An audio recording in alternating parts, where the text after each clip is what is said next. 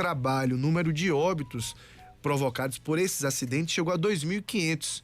E a atividade de atendimento hospitalar foi o setor no país que teve o maior número de notificações. Aqui em Feira de Santana, o Centro de Referência em Saúde do Trabalhador, Sereste, órgão que é vinculado à Prefeitura Municipal, já registrou mais de 70 casos de acidentes de trabalho no município em 2023.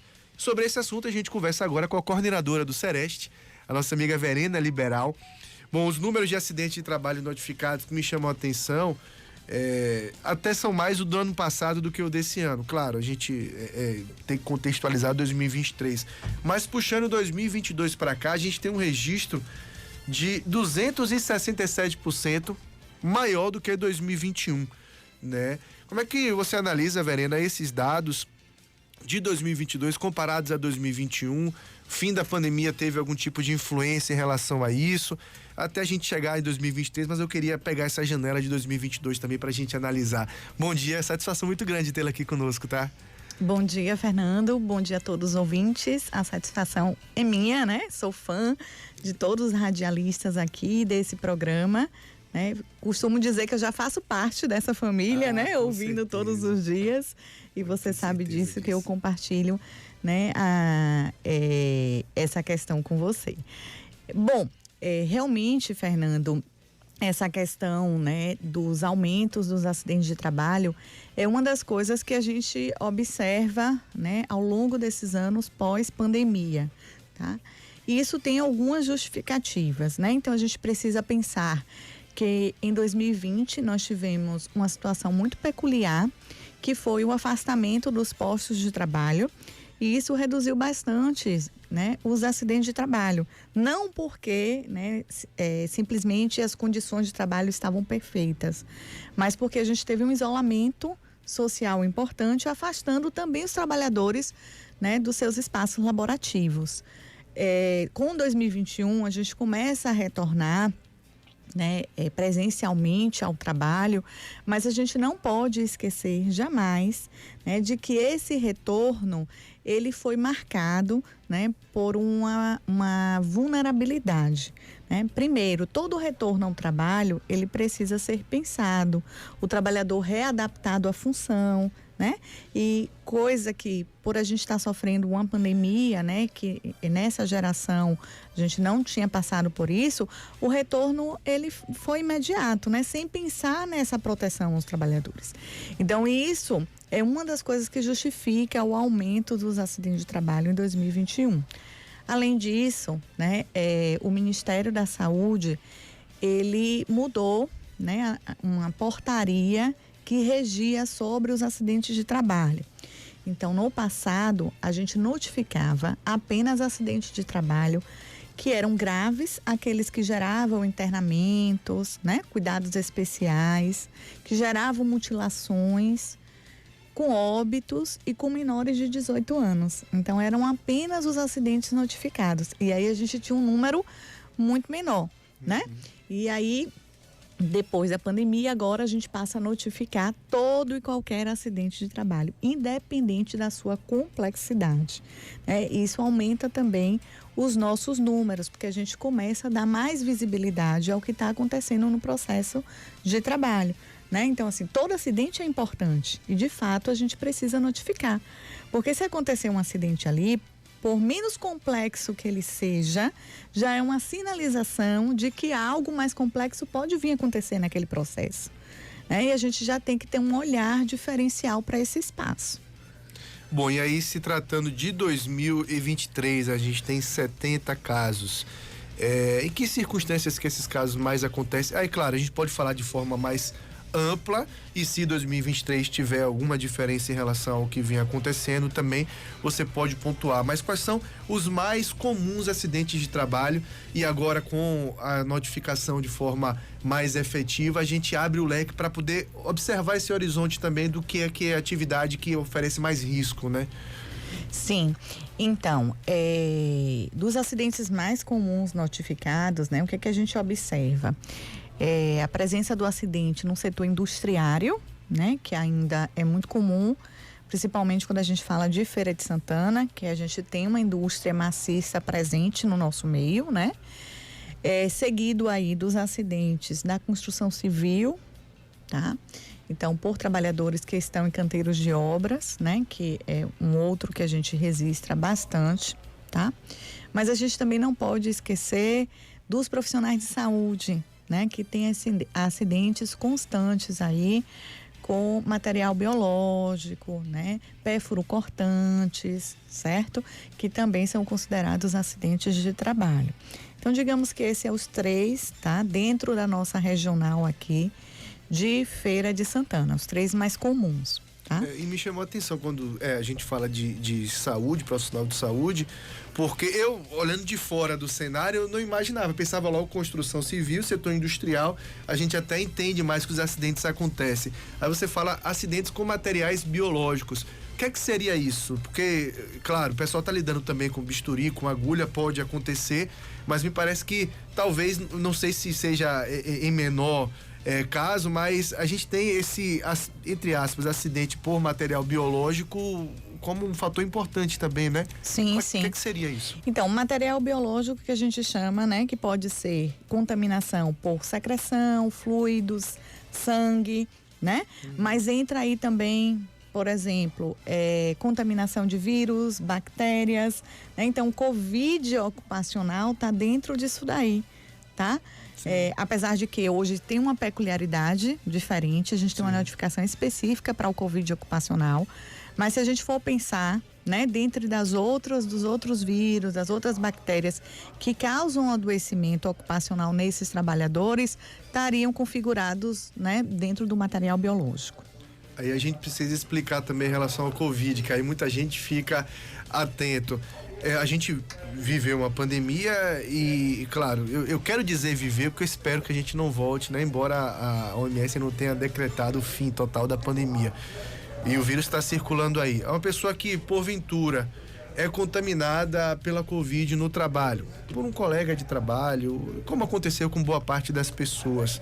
Nesse caso, não se configura acidente de trabalho, ou configura, ou apenas acidente de trabalho é aquela pessoa que trabalha na linha de frente da Covid e que veio por uma falha de segurança, por algum tipo de questão, ser contaminado por um paciente. Especificamente, Fernando, assim, primeiro dizer que, né, configurar um Covid ocupacional, de fato, não é fácil, né? Porque você imagina que a contaminação do Covid, ele pode acontecer por qualquer forma de transmissão, não especificamente no trabalho. Mas a gente pondera qual seria, né, digamos assim, a maior vulnerabilidade para essa forma de transmissão, né? Então, é um trabalhador que estava na UTI, na linha de frente, trabalhando na UTI de Covid, né? Então, assim, com muitos casos, né? Que ele, em casa ainda, ninguém apresentou primeiro do que ele, entende? Então, a gente vai fazendo uma ponderação, uma triagem até se chegar a uma conclusão, né? E aí a notificação, né, do Covid ocupacional. Pois é, falar um pouco de forma até um pouco mais ampla do trabalho do Sereste, né? É importante a gente falar isso, porque é um serviço que é muito importante e muita gente não sabe ainda que existe, né?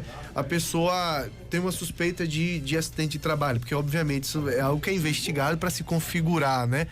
Como é que ela deve proceder? Ela chega no Sereste, eu sofri um acidente de trabalho, ela chega no Sereste, qual é o encaminhamento dado a essa pessoa? Sim, importante você falar, né, e abrir espaço para isso, Fernando, porque já que estamos falando de acidente de trabalho, eu quero trazer aqui também uma situação, né? A gente tem dados que são números significativos, tá? Mas a gente não pode esquecer do que existe uma subnotificação. Nem todos os acidentes de trabalho, eles são notificados.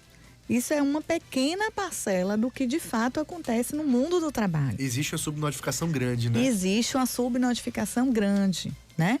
Então, por isso que é importante que os trabalhadores contem com o Sereste, né? O Sereste é um centro de referência em saúde do trabalhador, é um programa do Ministério da Saúde aqui vinculado, né, à Secretaria de Saúde através da Prefeitura Municipal de Feira de Santana, certo? E a gente está para proteger os trabalhadores, né?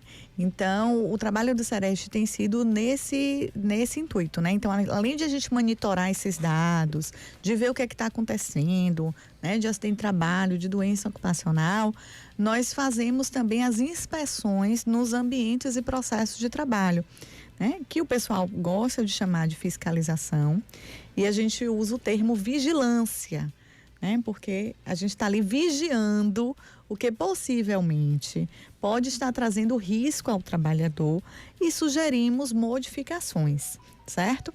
Então, a gente faz esse trabalho que a gente chama de extramuro, de estar próximo aos trabalhadores no campo do trabalho. Então, atua na prevenção também, né? Na prevenção, né? Na promoção e na proteção da saúde dos trabalhadores, né? E na retaguarda técnica também, porque a gente recebe lá no órgão aqueles trabalhadores, né, que precisam de orientação, né, que precisam de estabelecimento de um nexo causal. A gente sabe o quanto é difícil hoje reconhecer um adoecimento do trabalho, né? Então tem muita gente que está doente, mas não foi reconhecido como um adoecimento do trabalho, precisa desse suporte, dessa orientação, certo? A gente tem pessoas que sofrem acidentes de trabalho, que ainda não têm condições de trabalhar, mas que estão no processo de trabalho, e isso pode ser um risco para um novo acidente, certo? Então a gente precisa dar visibilidade a isso, mas a gente precisa também que o trabalhador ele seja parte, né? Então que sinalize para a gente. A gente recebe lá denúncias, e as denúncias podem ser anônimas, tá? Para que o trabalhador ele consiga sinalizar o que possivelmente ele está vendo ali de risco naquele ambiente, e a gente consiga, né, minimizar esse risco através do nosso trabalho. Pois é, então tem essas duas situações, né, da prevenção e depois também do acidente acontecido. Na prevenção, como é que as pessoas podem solicitar esse trabalho do Sereste? As empresas podem solicitar, isso parte dos trabalhadores? Como é que é essa via de contato? Não, na verdade, assim, a demanda ela é espontânea, né?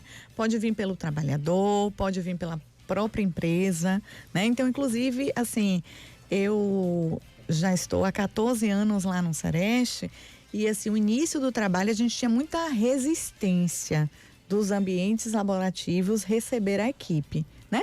Porque ficava com aquele receio, a equipe do Sereste está chegando, vai punir.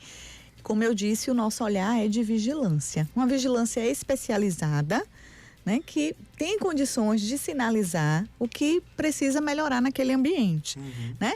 E assim, hoje eu já sou surpreendida de partir do empregador, da empresa, da indústria, e falar assim, não, eu quero que o Sereste venha aqui. Entendeu? Para ter esse olhar, para me ajudar na melhoria das condições de trabalho, né? Então, isso é importante também, né? Não deve partir só do trabalhador, né? E a gente está disponível para o quê? Proteger os trabalhadores. Não interessa se a demanda vem do trabalhador ou se ela vem do empregador, certo? E quando a gente fala do acidente já acontecido, porque muita gente pensa logo, né? INSS, primeira coisa que vem à cabeça da pessoa. Existe algum tipo de link no trabalho? A pessoa chega para ser assistida pelo Sereste, de algum modo isso é comunicado ao INSS, ou são situações diferentes? Ela tem que dar o encaminhamento dela no INSS normalmente, a perícia acontece lá normalmente, e no Sereste é dado um encaminhamento, por exemplo, ao tratamento da pessoa? Sim, são desvinculados no momento, apesar de que a gente tem um diálogo muito próximo, certo? Mas, né, em relação às suas ações, são ações desvinculadas, né? Ele precisa, sim, buscar o INSS frente, né, o seu benefício, ao que for de necessidade ao INSS, mas ele pode procurar o Sereste. Para quê? Para uma investigação do acidente de trabalho, porque todo acidente de trabalho é importante a gente elucidar as causas, né? Porque se teve um acidente ali, eu vou omitir, tá tudo bem, e só recuperar aquele indivíduo? Não. Eu preciso pensar que, se acontecer um acidente, a causa precisa aparecer para que a gente ajuste, né, o que foi a causa ali, e, consequentemente, eu consiga proteger os demais trabalhadores, tá? Então, o Sereste também faz esse papel da investigação do acidente de trabalho, né? E, muitas vezes, ele precisa de um nexo, tá? Porque mesmo sendo acidente típico, ele não tem um nexo. Porque muitas vezes a empresa tem a resistência de registrar aquele acidente. Então, o Sereste ajuda os trabalhadores também nesse nexo. Bom, o Sereste esteve presente também na micareta, né? Fazendo um trabalho na micareta. Queria que você falasse um pouco como é que se desenvolveu esse trabalho e que balanço você faz, né? Da micareta no que diz respeito ao trabalho do Sereste. Sim, o Sereste, né, esteve e está presente no micareta desde 2009, certo? Esse foi um micareta que eu digo que a gente colheu bastante os frutos, né? Que a gente plantou ao longo desses anos, né? Então, é um trabalho que a gente considera de grande relevância, porque, assim, é uma festa que ela né, vislumbrada pelos foliões. Mas a gente esquece que a gente tem uma quantidade maciça de pessoas que vão trabalhar, né? E é um ambiente, é um momento, é um horário de grande vulnerabilidade para as pessoas, né? Principalmente aqueles que estão trabalhando. Tá? E quando a gente fornece proteção aos trabalhadores, consequentemente a gente fornece proteção aos foliões também, né? Então, a gente é um trabalho que a gente faz em parceria, né, com o Ministério Público do Trabalho, certo? Outros órgãos, né, da própria Secretaria de Saúde, né? E a gente consegue evitar, por exemplo, que situações de riscos aconteçam a esses trabalhadores. Então, a gente começa o trabalho do micareta na preparação, quando começa a montagem das estruturas, né? Que a gente vai fazer aquela vigilância ali da montagem das estruturas, garantindo as condições de trabalho às pessoas que estão ali trabalhando, né? Nessa montagem. Durante a festa, para os trabalhadores que estão ali, para a gente assegurar os direitos dele, tanto os direitos referidos às questões financeiras, quanto aos direitos à segurança, certo? Condições de trabalho, EPIs fornecidos, né? E agora, pós-micareta, nós continuamos o trabalho, tá? Por quê? Porque a gente vai ter a desmontagem das estruturas, sim, né? Temos trabalhadores envolvidos, então a gente também está nas ruas aí acompanhando todo esse processo. Importante falar, Fernando, que todo micareta acontece acidente de trabalho. Isso que eu ia perguntar, a gente teve registro esse ano? Sim. E nesse micareta, né, a gente teve 4 registros, digamos, de maior complexidade, né? 4 acidentes de trabalho registrados, certo? Com pessoas, né, que estavam efetivamente trabalhando no circuito, trabalhando na festa. E o Sereste pôde acompanhar essas pessoas, notificou esses acidentes de trabalho. Nós estamos acompanhando esses trabalhadores, porque inclusive ali na festa eles são trabalhadores sazonais, ou seja, só desenvolve aquela atividade especificamente durante aquela época do ano, que é o micareta. Vamos pensar no papel dos cordeiros. Só tem cordeiro em Feira de Santana no micareta, né? Então, mas depois da micareta, ele não vai ser cordeiro a vida toda. Ele precisa da sua saúde, da sua integridade para continuar os trabalhos, né? Uhum. Então, assim, a gente acompanha ele até a reinserção, certo? Novamente no mercado de trabalho. E aí, a gente teve, né, 4 acidentes que a gente acompanhou, um atropelo, certo?